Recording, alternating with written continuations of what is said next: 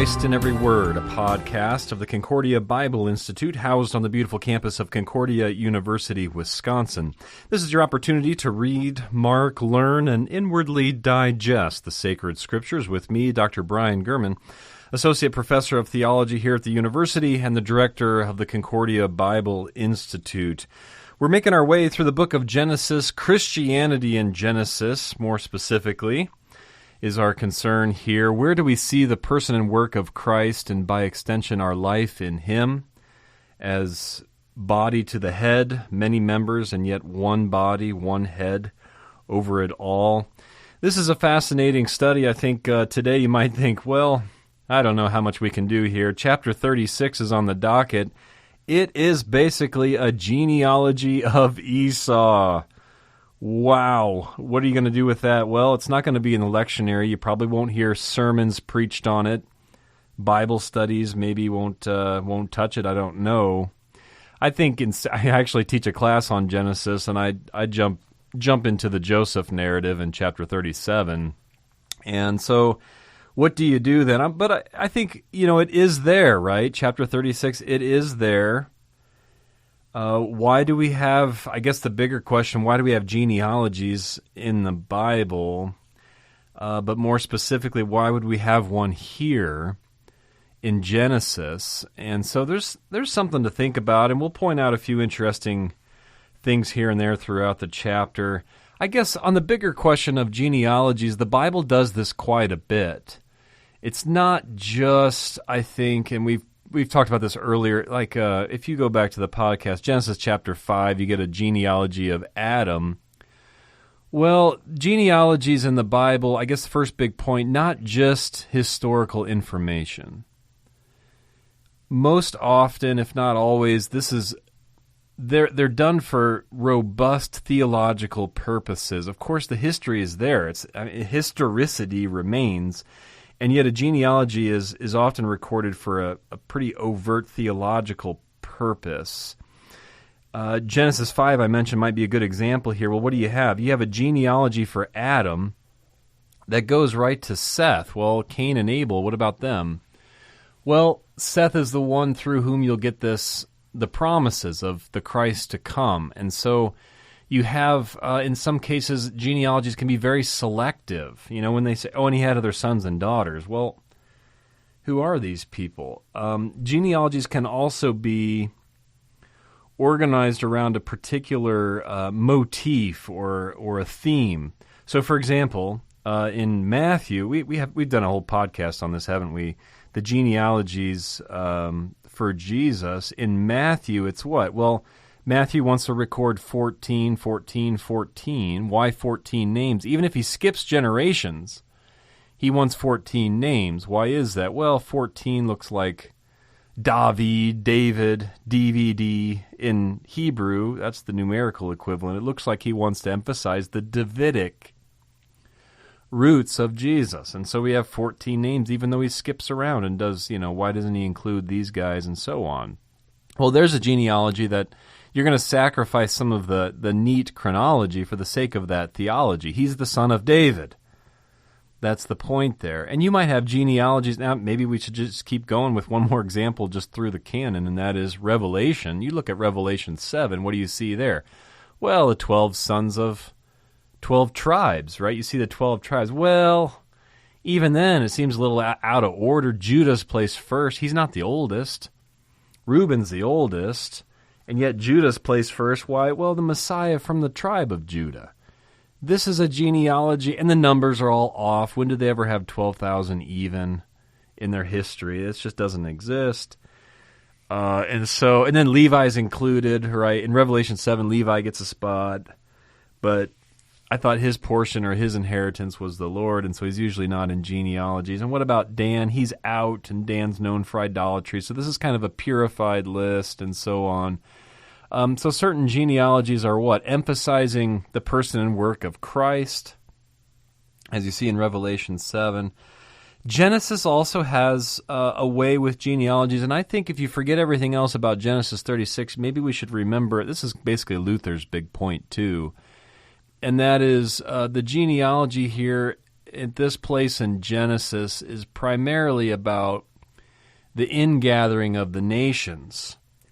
Esau is Edom. You can see this right in the first verse. These are the generations of Esau, parentheses in English translations here, that is Edom.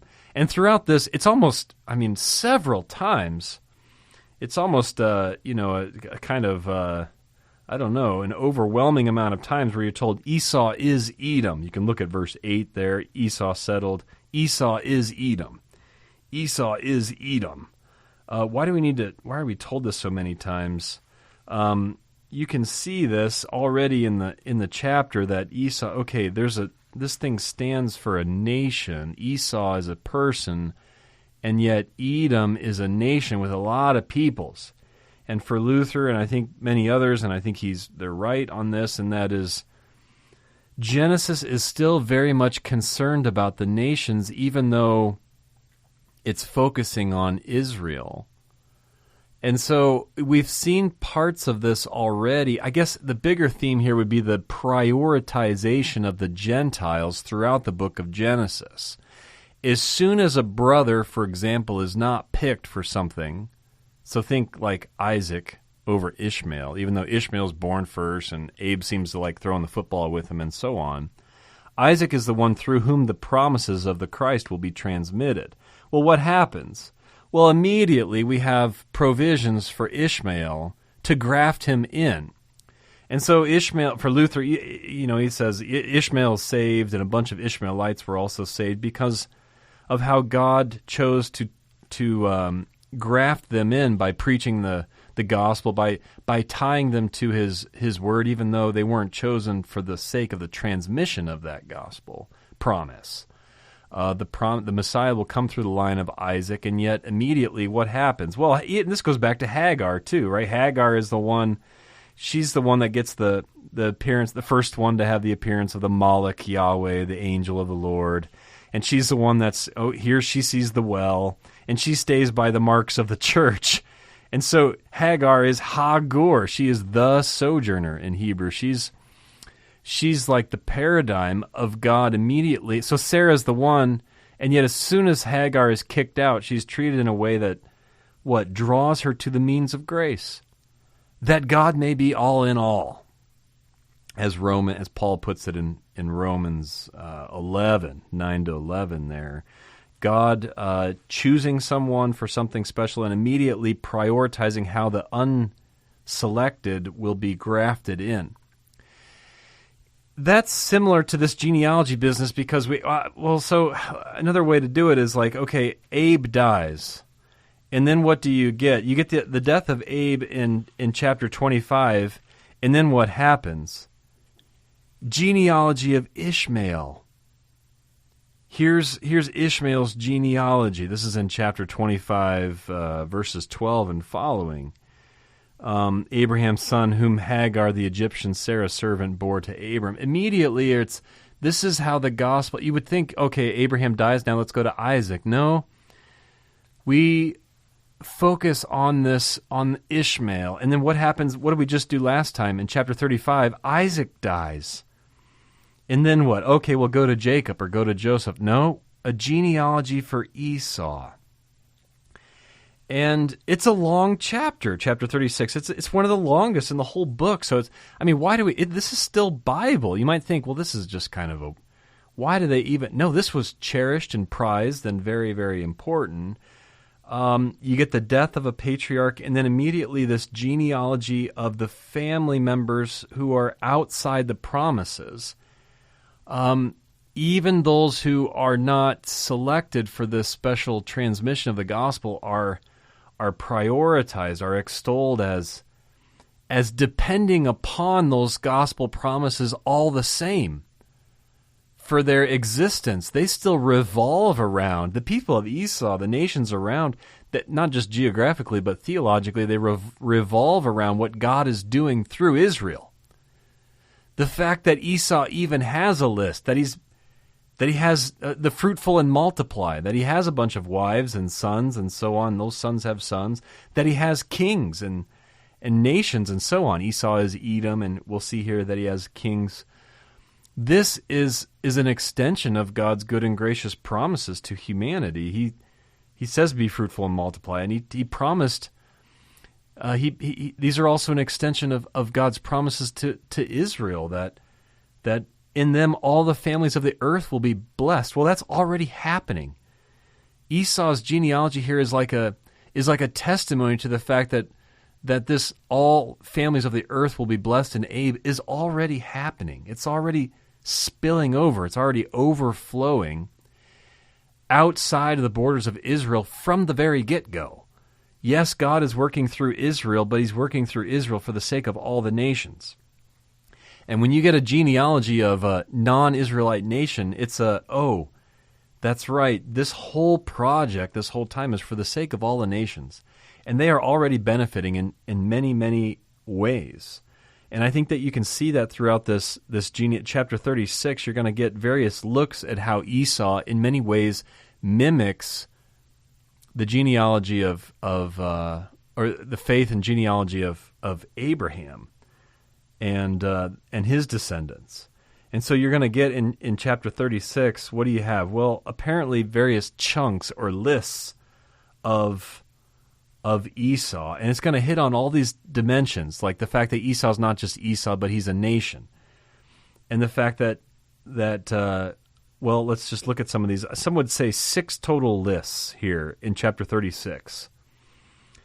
The first one, if you do verses 1 to 8, these would be a look at Esau's wives. Well, does that sound familiar? I mean, that's Abraham. What? He has Sarah, but then what? Well, the Hagar thing, and then he has Keturah in chapter 25 after Sarah dies. In 23, he's got Keturah, who might be. Some have the old view is that Keturah is actually Hagar, but leaving that issue aside, he has wives. These are his wives and the kids and so on. We get that. Well, Esau also has wives, and his kids. He has basically 3 wives, 5 kids through 3 wives, I guess it would be. Even that itself is okay. This is Esau's not Abe or Isaac, or Jacob for that matter, and yet his life in significant ways parallels that. And so he also has wives from the Canaanites. And note, the first couple wives he had, totally a snare to his family. And yet his third one, you'll see in verse 3, Ishmael's daughter, a little more in-house. And is as if he had a kind of, I don't know, conversion's probably a strong word, but like a kind of transformation to marry a little more closer to I think even in that trajectory from the wives that made life miserable to a wife that was much more, closer and in-house, I think is quite significant. I think you can see this in chapter 28 when Esau, he already has 2 wives, they make life miserable, but now he sees that Isaac has blessed Jacob, and he also has this word from his father, don't take a wife from the Canaanite women, and that Jacob obeyed his father, so Esau goes to Ishmael and takes a wife beside the 2 that he had. There's a kind of coming around there. And there's a witness to the gospel and so on that affects Esau. And so I think you can, even in just listing, the point here would be even in just listing the 3 wives of Esau is its own kind of testimony to the kind of transformation that the gospel can have on an individual who may not have been selected for its transmission. And so you get these kinds of, this is the kind of, paradigm of what might happen not just to Esau, but to any Edomite, or to any nation for that matter, who is associated with the people of Israel, or who kind of revolves around what God is doing through the people of Israel, for the sake of their lifeblood here. And so I think in some ways this genealogy is functioning in that way. Where do we see resemblances between what's going on here for Esau and where we see what's going on with Abe and Isaac and Jacob and so on, and how is Esau being affected in good and godly ways? So basically the first one, I guess verses 1 to 8, you have a focus on the wives, you might say. And then the next list, you might say, then a focus on Esau's sons. That would be verses 9 to 14. And then in the next chunk of verses, you can just see 15 to 19, you have a focus on the chiefs. These are the chiefs of the sons of Esau. And then the next chunk, verses 20 all the way down to 30, that would be the Horites. The Horites, the inhabitants of Edom.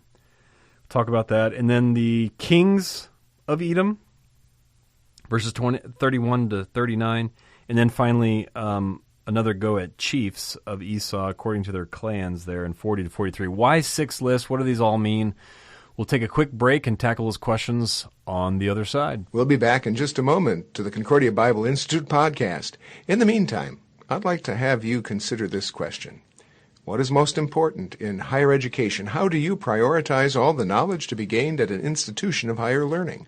Concordia University, Wisconsin, located on the shores of Lake Michigan in Mequon, Wisconsin, just north of Milwaukee, is an institution that is committed to excellence in learning, but at the same time realizes that excellence in itself is insufficient without development in vocation. We believe that God works through our vocations, our callings, in order to serve the needs of those around us. The mission statement of Concordia University puts it this way: Concordia University, Wisconsin is a Lutheran higher education community committed to helping students develop in mind, body, and spirit for service to Christ in the church and the world. You can learn more about the over 70 programs offered at Concordia by visiting the website, www.cuw.edu. And if you're benefiting from our Christ in Every Word podcasts, I encourage you to support this ministry by mentioning it to others and by offering your monetary support. Please consider supporting the Concordia Bible Institute by going to our website, www.concordiabible.org, and clicking on the Contribute page. And now, back to the podcast.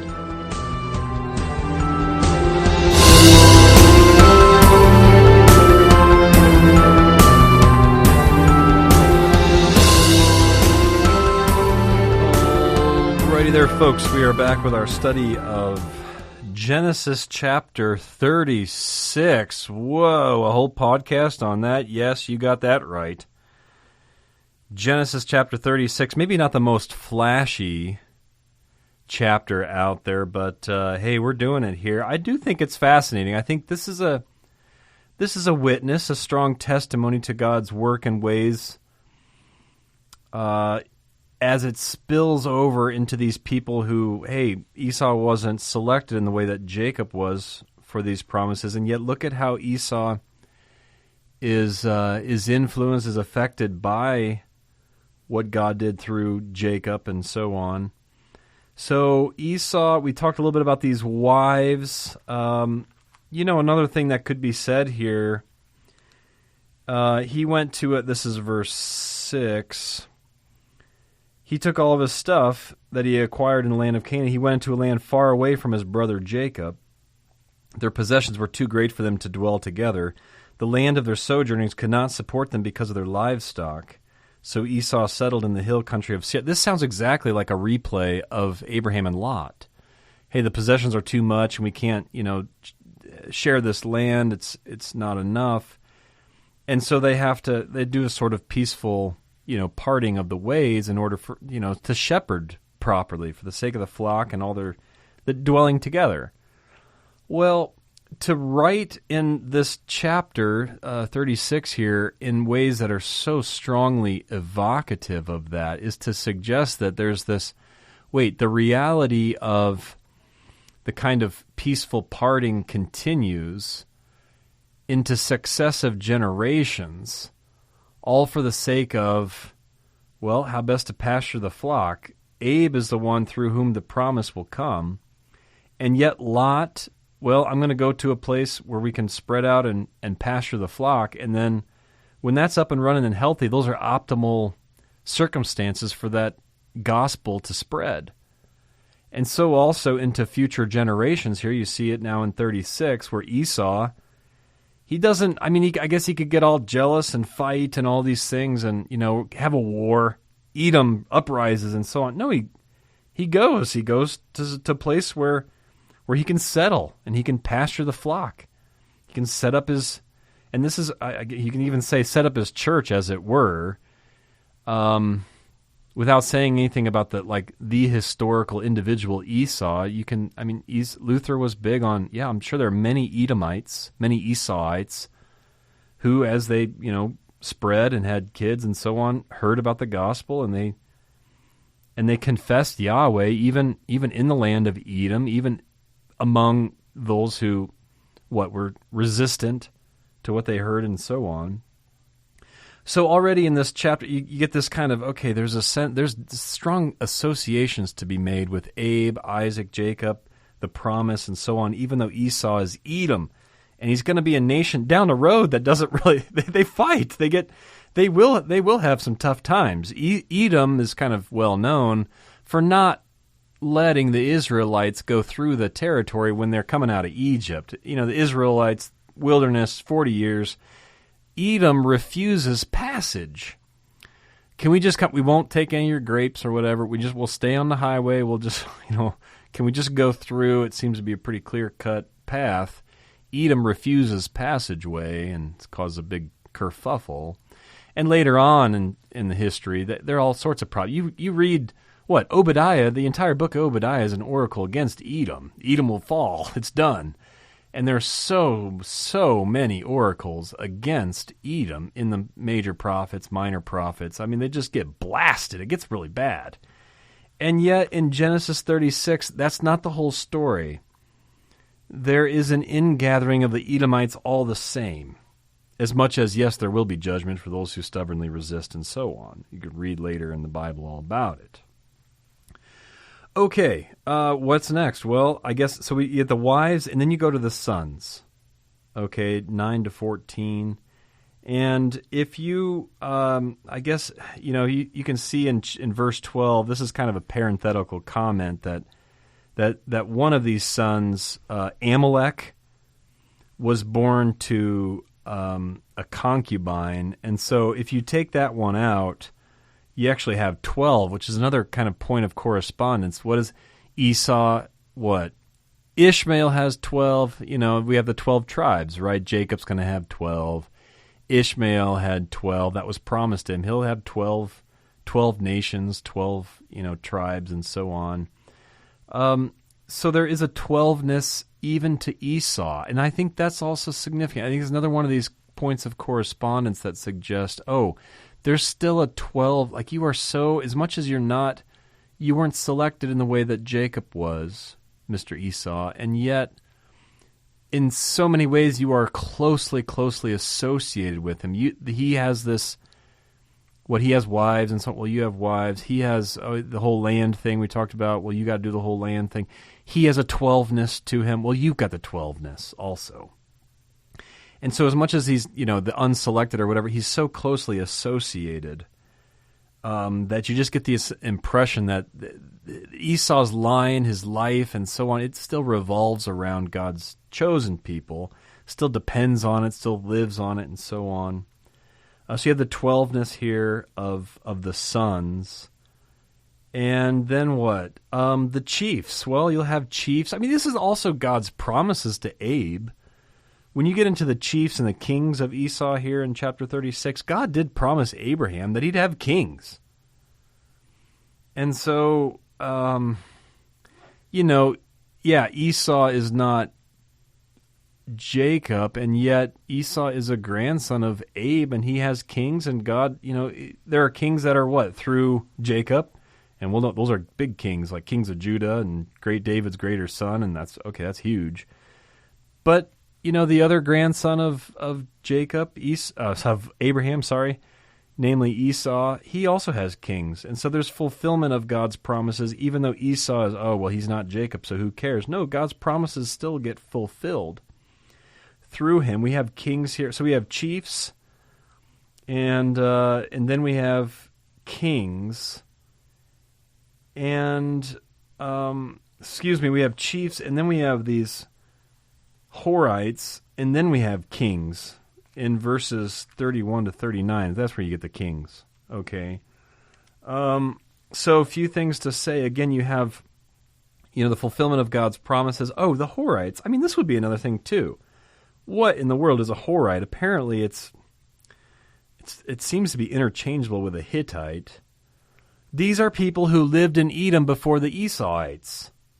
And why is that important? Well, these were the people that were dispossessed by the Esauites. There was already a conquest. There was already a conquest. You're kind of moving backwards from the conquerors, verses 9 to 19, and then to those who have been conquered, and that's verses 20 to 30. The Horites, why are they in there? Well, they were in the land of Edom before the Esauites. So that's another thing. That's even way before the time. Like, there's already a conquest of sorts for the people of Esau. In some ways, I mean, it sounds like, in some ways, Esau is being blessed here in ways that Jacob and his crew, Abe, Isaac, and Jacob, are not. They don't have their conquest yet. Abe goes down to the land of Canaan, and at that time the Canaanites are dwelling in the land. That sure doesn't look like your land. That's not your land. That's just not your land. Abraham's conquest is going to come hundreds and hundreds of years later. You can read about that in the book of Joshua. And yet Esau has his right now. In some ways, it's like Hagar getting the Molech Yahweh before anybody else. Shouldn't the Molech Yahweh appear to Abe first? Or, this kind of... No, to the outsider first. And Esau gets his conquest first. And Lot gets better land first. It looks like Eden and so on. And Abe has to wait. Right? God's people, they have the privileges, yes. And yet they also have the suffering, the cross, the drawback, and so on. And so, I mean, you can look at it and say, well, that's earthly prosperity and so on. But I think it also takes on another level of significance with, wait, this is conquest. This is still God's promise about land and so on. God's good on those promises of land. God's in that temporal, earthly promise fulfillment. He's indicating a much greater land, a much more heavenly, eternal, heavenly inheritance and so on. So you can see that in this genealogy as well. The kings also, that Esau would have kings. It's interesting that these kings are not sons. So if you get, you read the book of Kings, Chronicles and so on, you get the son of, right, Solomon, and then, the son of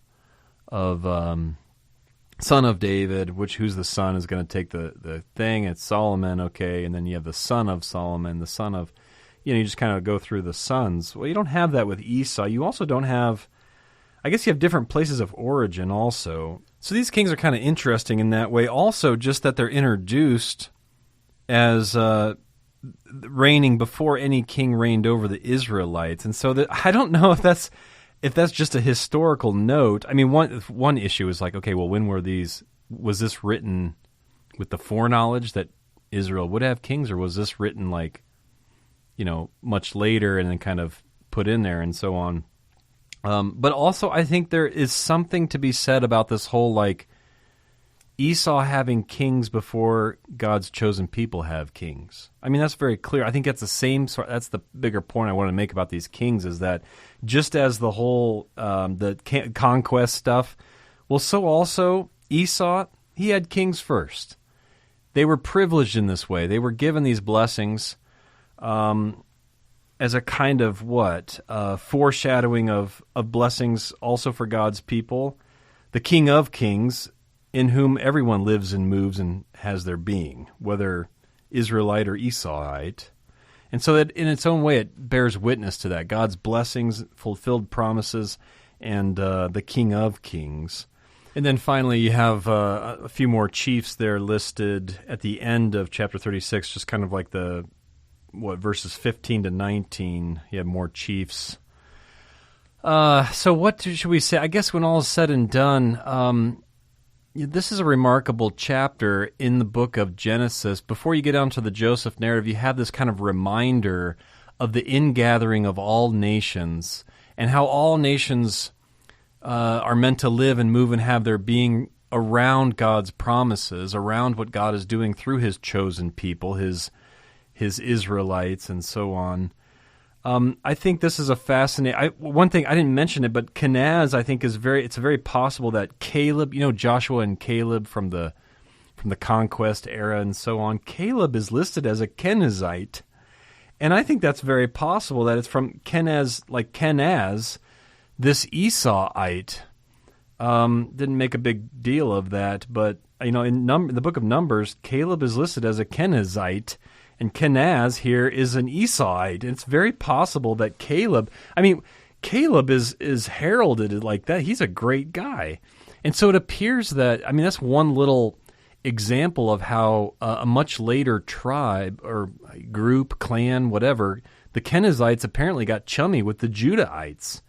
And Caleb rose right to the top. It's kind of like Ruth, the Moabite, so all of a sudden she's going to be in the lineage of David. This kind of, this ingathering, this grafting in of the Gentiles, this prioritization of the Gentiles, even when they're not selected for something, God arranges for his gospel to spill over to them, to bear witness to them and so on through his people in various ways. And so they live and move and have their being. They look an awful lot like God's chosen people after all, even though they weren't selected and so on for the transmission of the promises. You can see that in this genealogy. Boy, this Esau, as much as, he's not Jacob, and yet look at how he lives and has his whole genealogy structured around that one gospel promise that we've been tracking.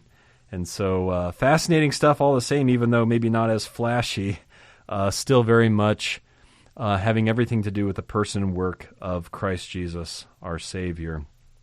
That's all the time we have for this session of Christ in Every Word, but please consider spreading the word, telling others, family and friends, and so on, so that they can learn more about God's Word with us. The mission of the Concordia Bible Institute is to provide Christ-centered Bible instruction from distinguished experts who teach Christ in every word of the Old and New Testaments to strengthen faith and spread belief in the one true God.